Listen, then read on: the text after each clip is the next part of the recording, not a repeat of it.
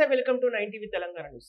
అయోధ్యలో శ్రీరాముడి విగ్రహ ప్రాణ ప్రతిష్ఠ కార్యక్రమంలో భాగంగా సంగారెడ్డి జిల్లా సదాశివపేట పట్టణంలో శ్రీరామకళ మందిరంలో పట్టణ మండల శ్రీరామ భక్తులు పెద్ద ఎత్తున తరలివచ్చారు.